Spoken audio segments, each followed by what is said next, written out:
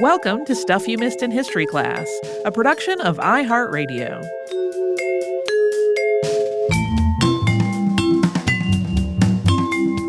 Happy Friday. I'm Tracy V. Wilson. And I'm Holly Fry. We talked about Deborah Sampson Gannett this week, who we've gotten various listener requests to talk about on the show. I meant to say in the actual episode and forgot that I followed, even though I did not finish reading the novel Revolutionary, I did actually follow Alex Meyer's direction on being open to talking about Robert Shurtlliff by that name during the time that Deborah Sampson was disguised as Robert Shurtlliff. Mm-hmm. Most people, like historians and otherwise who have looked at this story, have pretty much concluded that this was a disguise and that more than likely she would not identify as transgender today, especially because she sort of returned to life as a woman after her time in the military was over. But I also thought it would be interesting to just kind of let her experience be more fluid, which it also seems to have been in having been undiscovered for a full 18 months, because that would have taken a lot of work. We did not get into that very much at all. Mm-mm. Also didn't get into how many women would have been around as camp followers. There would have been a lot of other women there doing things like cooking for people, and just a lot of people who wound up being camp followers or people who, like, the men in their lives had joined and they had no way to sustain themselves without somebody there. And so they just wound up kind of following along, which was one of the reasons that they were disparaged in some ways. A lot of them were absolutely impoverished and had no means to support themselves at all and had just kind of wound up at the camp. Yeah. There was that write-up that we were reading the quotes from that I was just like, whew.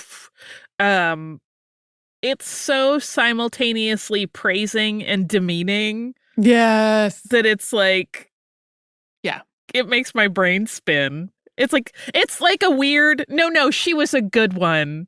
Yeah. Of these horrible people that would be deviant. It's like, oh.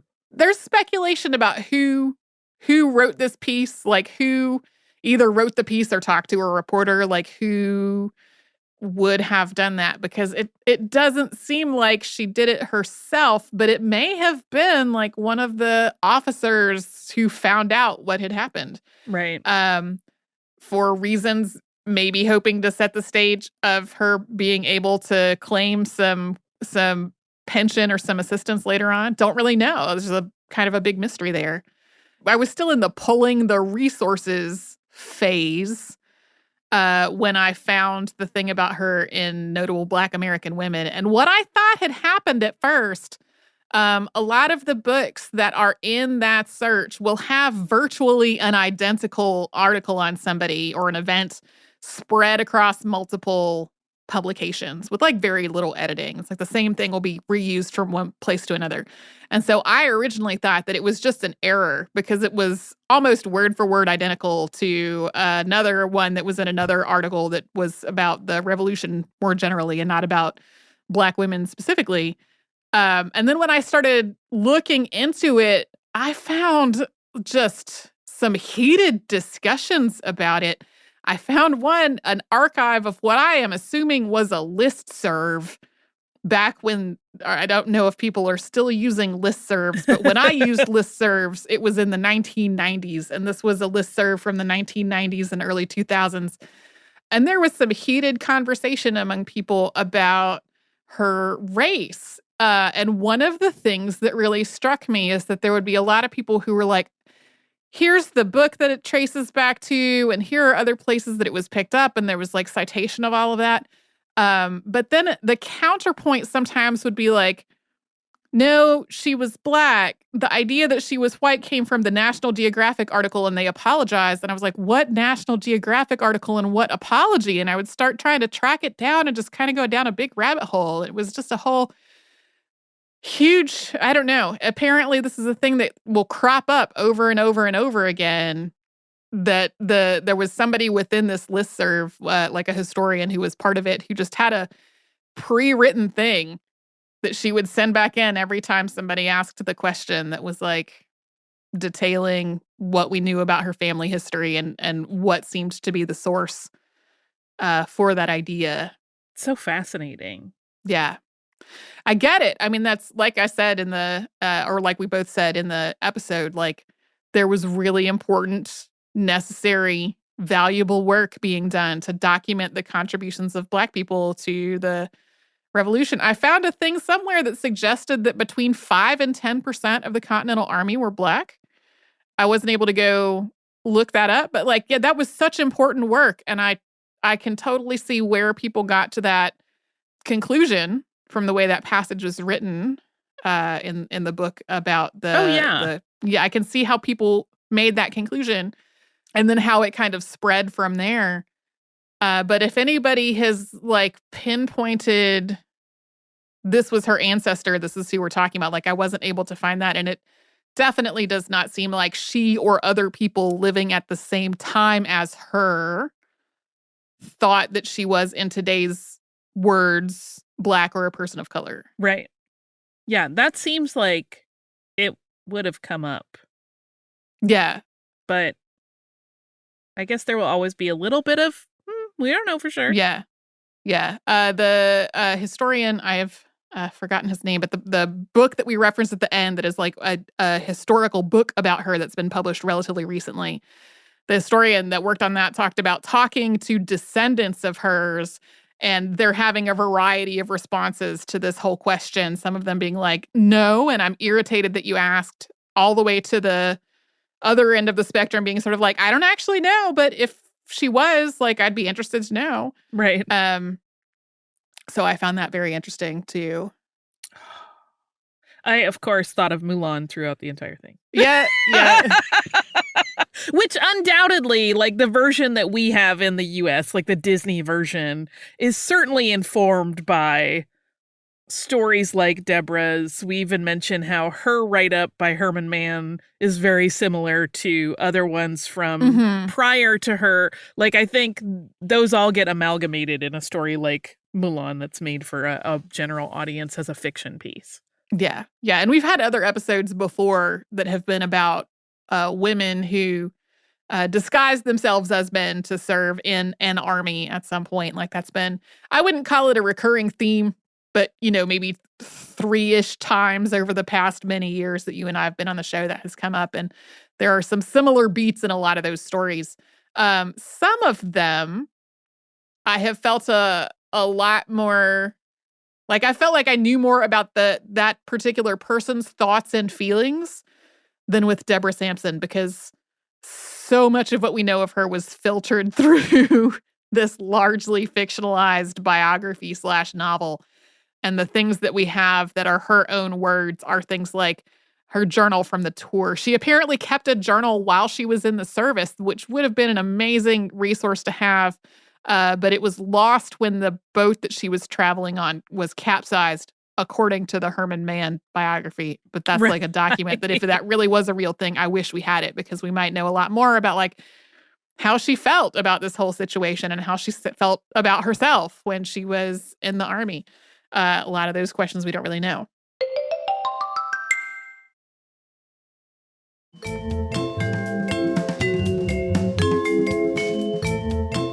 Tracy, I should have told you before we recorded our episode about the Bibb family. I'm braced for a lot of people to be real angry. Yeah. Because there are a lot of people who really love Major Bibb. Oh, yeah. And I clearly have some issues with him. Yeah. And I understand, like, there are people and connections that you have and you want to make the best of him. And yes, he did eventually free people, but I get really hung up on, like, why'd you wait until you were dead? Right.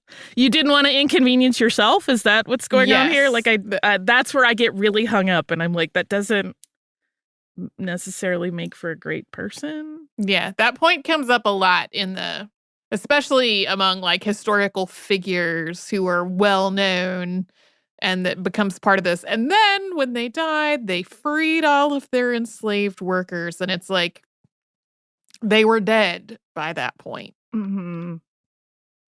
Yeah, that's a struggle. There's also the fact that George is a fascinating and troubling figure. He, beyond this, we didn't get into this in the episode, but went on to even greater positions of power, right? Mm-hmm. He was part of President Tyler's cabinet. He, and when you consider that this is a person who really, really wrote what to me reads as a very coercive letter suggesting really not actually obeying the spirit of his father's will, mm-hmm. and then went on to have so much power. That also troubles me a lot. Sure.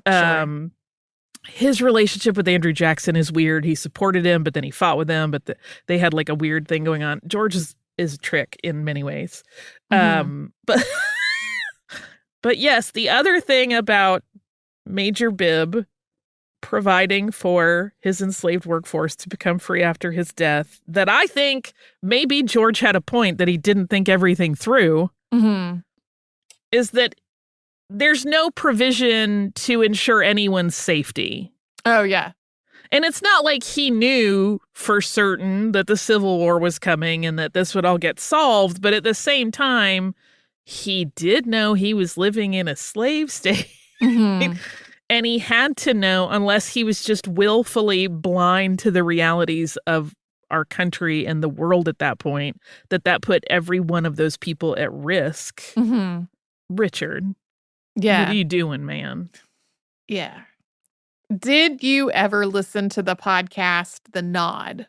Some. I'm very bad about keeping up with podcasts, is my horrible confession as a podcaster. Yeah, and I would I would sort of pick and choose episodes of that particular show.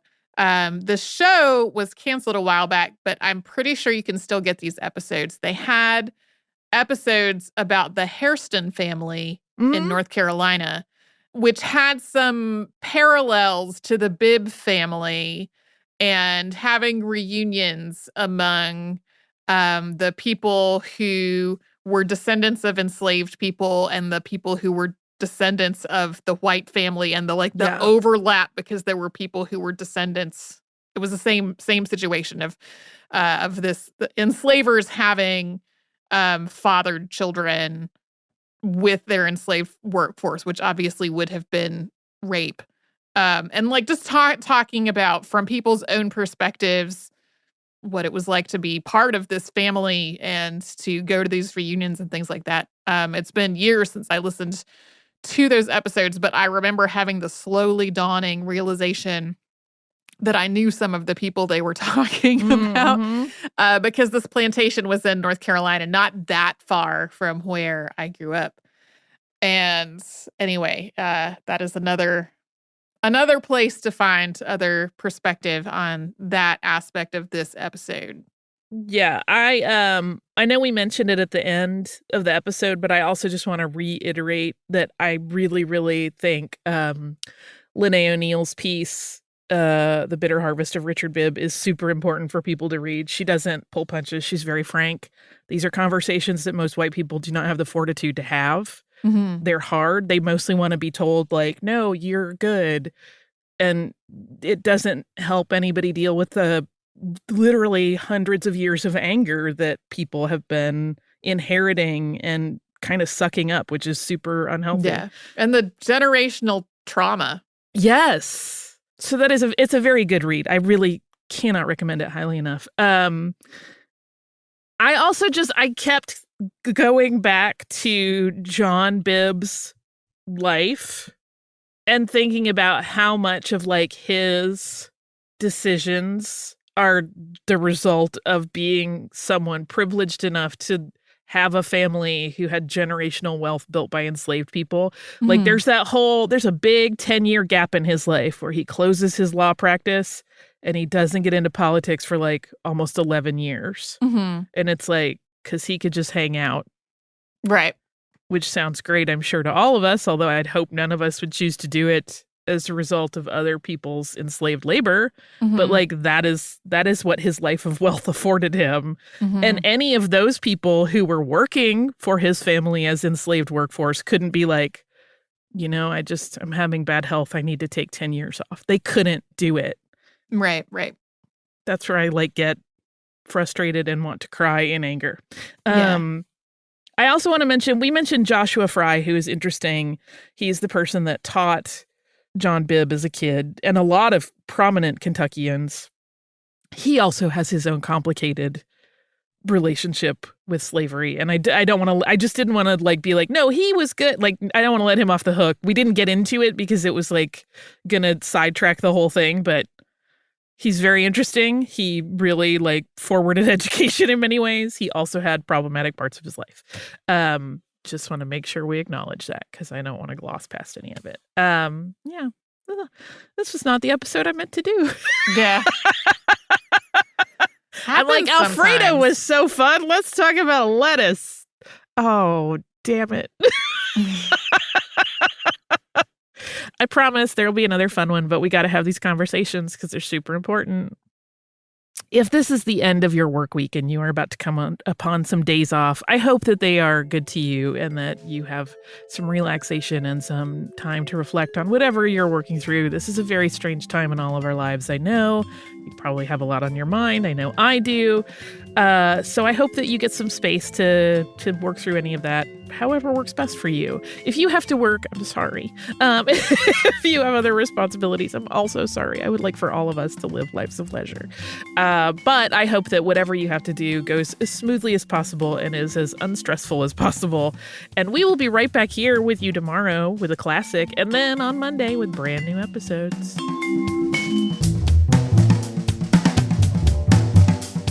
Stuff You Missed in History Class is a production of iHeartRadio. For more podcasts from iHeartRadio, visit the iHeartRadio app, Apple Podcasts, or wherever you listen to your favorite shows.